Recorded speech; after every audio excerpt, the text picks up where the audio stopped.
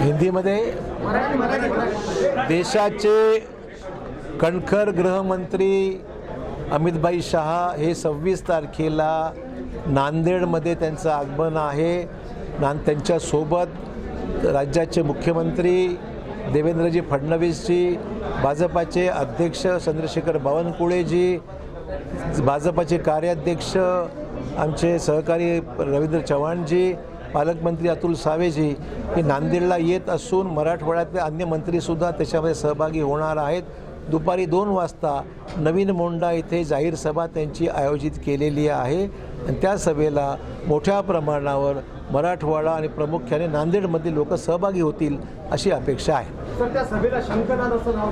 त्या सभेला शंखनाद यासाठी दिला आहे सिंदूर ऑपरेशन सिंदूरचं यश सैन्याचा गौरवाचा शंखनाद आहे. आगामी निवडणुकीचा हा शंखनाद आहे. पंतप्रधानांच्या नेतृत्वाच्या 11 वर्ष पूर्ण होऊन विकसित भारताचा हा शंखनाद आहे.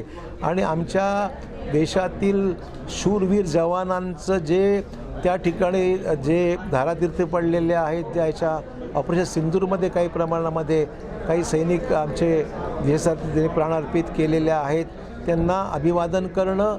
पहलगाममध्ये झालेल्या घटनेच्या संदर्भामध्ये जे आमचे पर्यटक जे त्याच्यामध्ये निष्पाप बळी पडले त्यांना अभिवादन करणं, त्यांना श्रद्धांजली अर्पित करणं, अशा विविध हेतूने हा कार्यक्रम या ठिकाणी अमितभाई शहा यांचा आयोजित करण्यात आलेला आहे.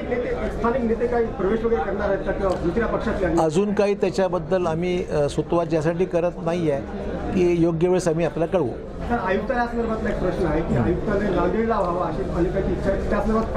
आयुक्तालय व्हावं असा निर्णय माझ्या मंत्रिमंडळाच्या कालावधीमध्ये मी घेतला होता. त्याला राज्याच्या मंत्रिमंडळाची मान्यता आहे, पण त्याची अद्याप अंमलबजावणी झाली नाही. वास्तव आहे, काही वादाचे विषय इतर जिल्ह्याशी असल्यामुळे त्याची अंमलबजावणी झालेली नाही, हे वास्तव आहे. त्याच्यामुळे त्याची अंमलबजावणी व्हावी ही नांदेडवासियांची इच्छा आहे. सर, तुम्ही महसूल मंत्री होता, मग आयुक्तालय नांदेड निकषानुसार पात्र ठरतं? निश्चित ठरतं. नांदेड निश्चित ठरतं. नांदेडची केस मेरिटवर आहे, पण राजकीय विरोध काही लोकांचा होता, काही जिल्ह्याचा होता म्हणून ते थांबला आहे.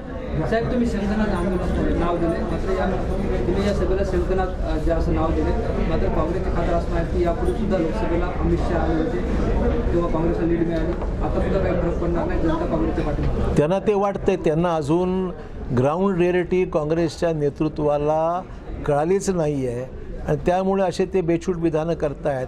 काय चाललं आहे ह्याचा त्यांनी जाणीव घेतली पाहिजे. आमच्यापेक्षा त्यांनी काळजी इतर पक्षाची केली पाहिजे. त्यांच्या पक्षात रोज माणसं सोडून चालले आहेत याचं याला भान नाही आहे. वास्तव चित्र वेगळं आहे आणि ते त्या स्वप्नाच्या बाहेर ते पडलेलेच नाहीत.